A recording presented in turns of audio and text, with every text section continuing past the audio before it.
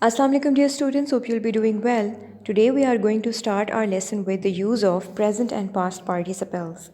So let's get started with the participles and its definition first. A participle is a verb form used as an adjective to modify nouns and pronouns.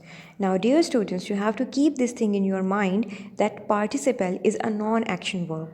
As we have a sentence structure SVO, subject, verb and object, in where a verb works as an action. It tells us the action of the subject, what action the subject is doing.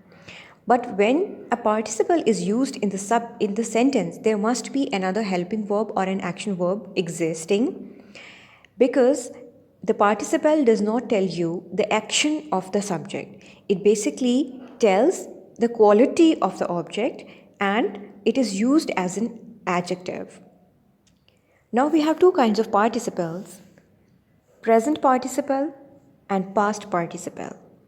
As we have three forms of verb, similarly we have three kinds of participles as well, present, past and simple. Now the present participle is, all present participles end in ing. The ing form with first form of verb is called the present participle. For example, the laughing lady, हंसती हुई लड़की, हंसती हुई औरत. Now here, laugh is a verb and ing makes it present participle. And now you can see that it is telling us the quality of the lady. So that is why it is an adjective. This is not telling us the action of the lady, that what is she doing, right? Similarly, the falling temperature, the stinging remark. And when we move to the past participle, we get that past participles of all regular verbs end in ed. Simple, we can say the second form of verb is called the past participle if it is used as adjective in a sentence. And if it is used as action verb in a sentence, so that will be simple second form of verb. And if we have irregular verbs, then they might end with different words at the end, different letters at the end, like thrown, written, built, and gone. For example, the tired dancer, the injured player, the cracked vase. Though the type of the participle has been changed, but the function is not changed. Function is still of an adjective. So let's move to the exercise.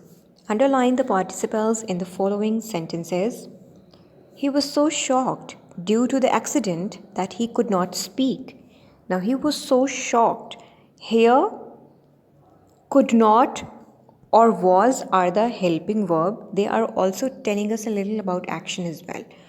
Shocked is not a verb, it is a participle, because this word particularly is telling us that subject was shocked, so it is telling us the quality of the subject. That is why it is the past participle used as adjective. The galloping horse scared the child. Galloping again is the present participle because it has ing with the first form of verb. I don't want that burnt toast. Now burnt again is the past participle because it is the irregular form of verb working as an adjective. Don't be frightened, the dog doesn't bite. Frightened, past participle. The lorry was crying stolen goods. Stolen, past participle. Everybody was excited preparing the things for the trip. Now here excited is the past participle and preparing is the gerund. Again, it's not an action verb. Now here preparing is used as a noun because we know that gerund work as noun in a sentence and excited works as adjective in a sentence. So that is how it is past participle. If the children are bored, take them to the park. Bored, past participle. Make 5 sentences using the present participles and 5 sentences using the past participles. So this is your assessment for today, dear students. You are supposed to make 5 sentences using past participles and 5 sentences using present participles. So that is it for today, dear students. Hope you would have understood the concept. Thank you very much. Take care of yourselves and Allah Hafiz.